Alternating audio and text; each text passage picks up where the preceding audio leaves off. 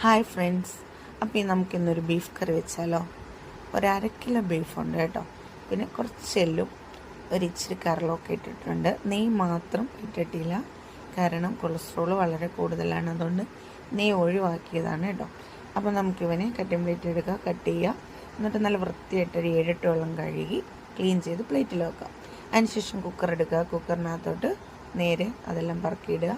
അതിനുശേഷം സവാളയും ഇഞ്ചി വെളുത്തുള്ളി പച്ചമുളക് കറിവേപ്പില ഇതെല്ലാം ഇടുക. പിന്നെ ഇതൊന്നും നമ്മൾ വഴറ്റണില്ല, എല്ലാം പച്ചയ്ക്ക് തന്നെയാണ് ചേർക്കുന്നത് കേട്ടോ. ഇത് നല്ല ടേസ്റ്റ് ഇങ്ങനെ കറി വെക്കുന്നതിന്. പിന്നെ നമുക്ക് പെട്ടെന്ന് എളുപ്പമാവും. അതിനുശേഷം കുറച്ച് ഉപ്പിടുക, ഉപ്പ് ആവശ്യത്തിന് ഇട്ട് കൊടുക്കുക. മഞ്ഞൾപ്പൊടി കുറച്ചിട്ടാൽ മതി, ഒരു നുള്ളു മാത്രം. അതിനുശേഷം നല്ല വൃത്തിയായിട്ട് യോജിപ്പിക്കാം. ഒന്നെങ്കിൽ കൈവച്ച് കൂട്ടിത്തിരുമ്പോൾ, അല്ലെങ്കിൽ നമുക്കൊരു തവി എടുത്തിട്ട് ഇതേപോലെ ഇളക്കി യോജിപ്പിക്കാം. എനിക്കാണെങ്കിൽ കൈ നല്ലപോലെ മുറിഞ്ഞിട്ടേ നീറിയിരിക്കുകയാണ്. അപ്പോൾ അതുകൊണ്ടാണ് ഞാനത് സ്പൂൺ കൊണ്ട് തന്നെ ചെയ്തത്. പക്ഷെ സത്യം പറഞ്ഞാൽ കൈ കൊണ്ട് തന്നെ തിരുമുന്നതാണ് ഏറ്റവും നല്ലത്. അതിനുശേഷം കുക്കർ അടിച്ച് വെക്കുക. പിന്നെ വെള്ളം ഒഴിക്കാനേ പാടില്ല. ഗ്യാസ് കത്തിക്കുക, കുക്കർ വെക്കുക. ആദ്യം നമ്മൾ തീ കൂട്ടി വെക്കുക, അതിനുശേഷം പിന്നീട് തീ കുറച്ച് വെക്കുക. ഒരു 6 വിസിൽ. ഓക്കെ. അതിനുശേഷം ചട്ടി എടുത്ത് അടുപ്പിൽ വെക്കുന്നു, വെളിച്ചെണ്ണ ഒഴിക്കുന്നു. ഇനി നമ്മളിത് കടുക് ഇറക്കാൻ പോവാണ്. അപ്പോൾ കടുക് ഉലുവ ഇതൊന്നും നമ്മൾ ആഡ് ചെയ്യത്തില്ല. നമ്മളിതിനകത്ത് ചെയ്യുന്ന പറഞ്ഞാൽ നല്ല കൊച്ചുള്ളി ഉണ്ടല്ലോ, അത് കുറച്ച് ഇടുക. അതിനുശേഷം നല്ലപോലെ എണ്ണയ്ക്കകത്ത് മൂക്കണം. ഒരു നല്ല ചുമ ഒന്നും ആവേണ്ട ആവശ്യമില്ല, ജസ്റ്റ് ഒന്ന് വഴറ്റുക. പിന്നെ നമ്മളിതിനകത്തോട്ട് കുറച്ച് കരിവേപ്പില ഇട്ട് കൊടുക്കണം.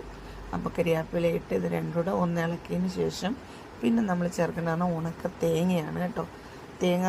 തേങ്ങ നല്ല പച്ച തേങ്ങയും ഉണക്ക തേങ്ങയും അതൊക്കെ ഓരോരുത്തർ ഇഷ്ടമാണ് കേട്ടോ. ഞാനിപ്പോൾ ഇവിടെ ഉണക്ക തേങ്ങ ഉള്ളത് കൊണ്ടാണ് അതിട്ട് കൊടുത്തത്. അതുകൊണ്ട് ചെറുതായിട്ട് അരിഞ്ഞ് ഇതിനകത്തിട്ട് വഴറ്റിയിടുക. കാരണം കറിക്കൊരു നല്ല മണവും കിട്ടും, നല്ല ടേസ്റ്റും ആയിരിക്കും. ഇടയ്ക്കിടയ്ക്ക് നമുക്ക് കടിക്കുകയും ചെയ്യാം.